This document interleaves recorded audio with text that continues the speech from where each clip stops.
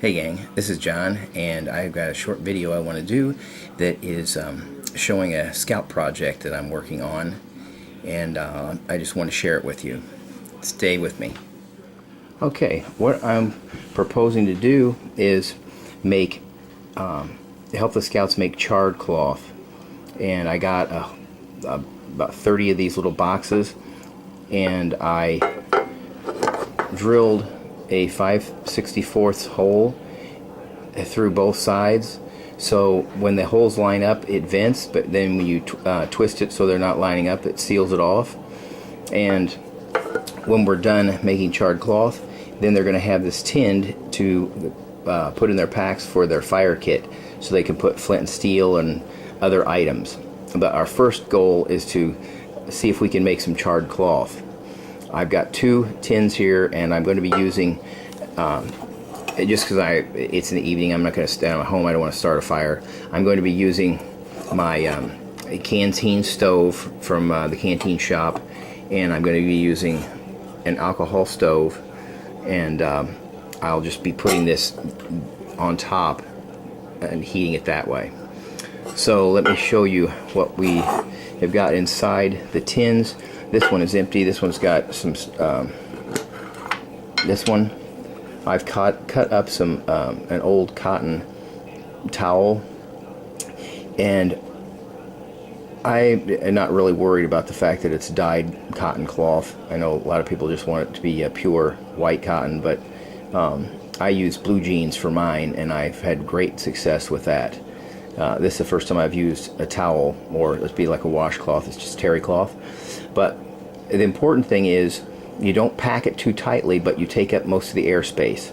So this is just laid in here loosely, but as you can see, it's filled all the way up. And then I'll show you the hole. There's a hole in both.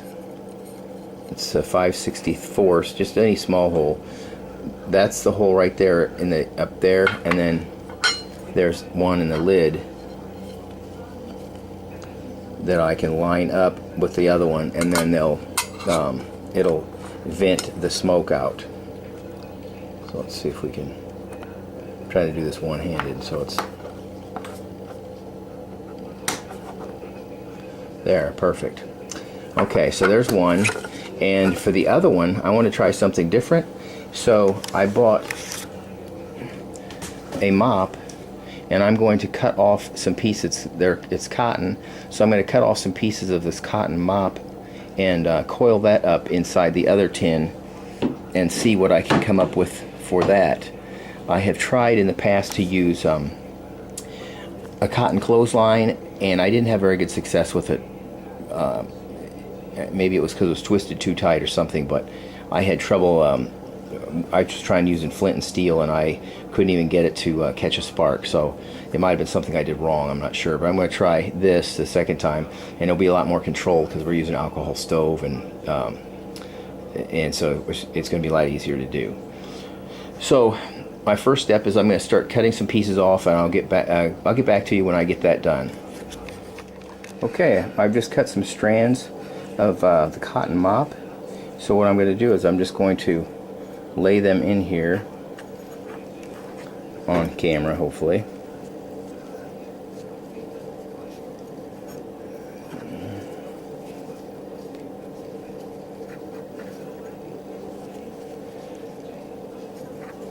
Alright, I'm just going to lay them in here. When I get finished, I'll come back to you so you can see the final product. It's hard to do with one hand.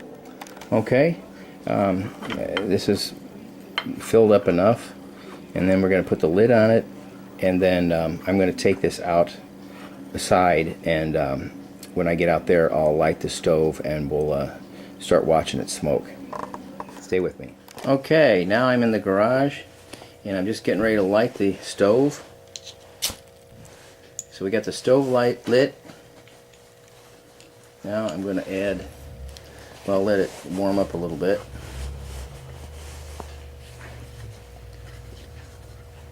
And the first one we'll do is we'll do the cotton rope from the mop. Let's see if this goes on here.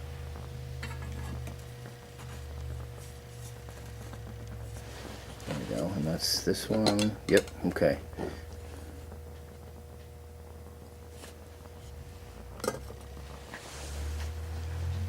Alright, so now it's on there, and I'll just wait for that to start.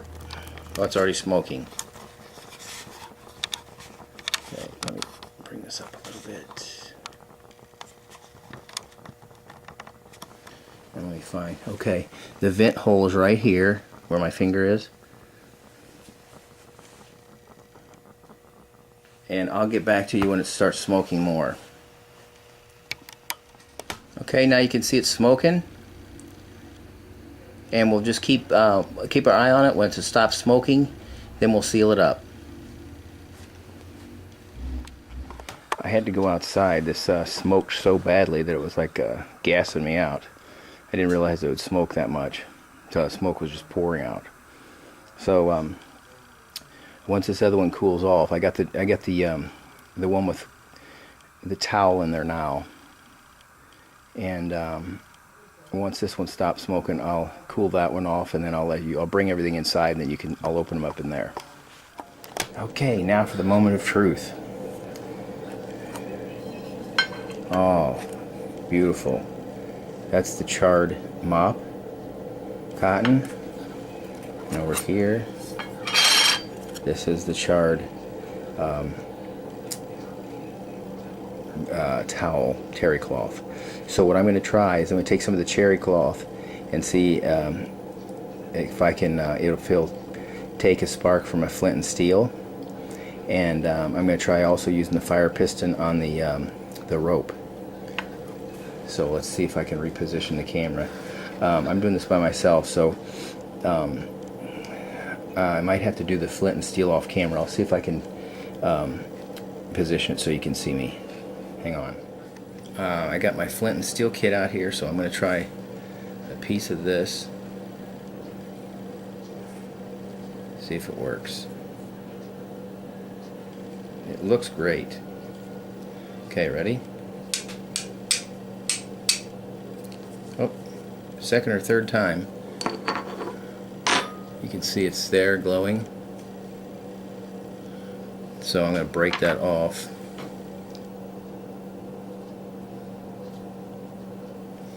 There we go. Okay, that worked beautifully. So let me try a piece of this rope. Same thing.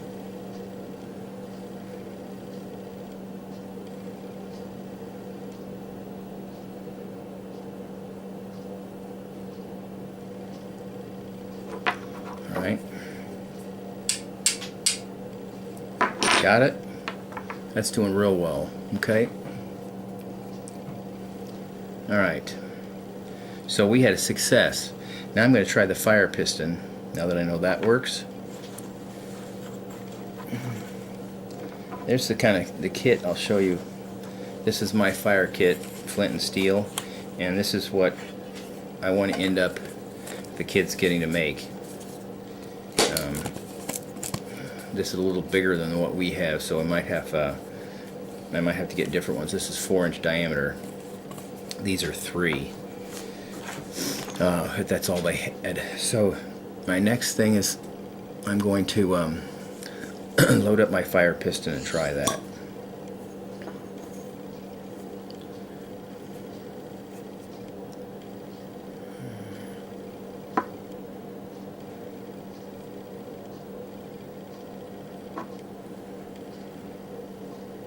My fingers have a little water on them. Okay.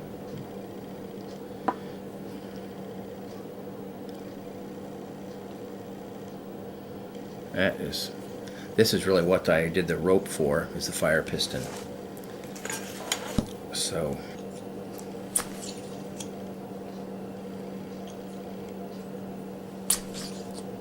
there, I got it.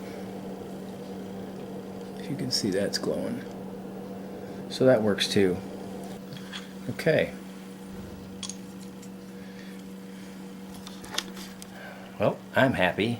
Both of these were successful, and we'll have a fun project for for the Scouts this spring. God bless. Till the next time.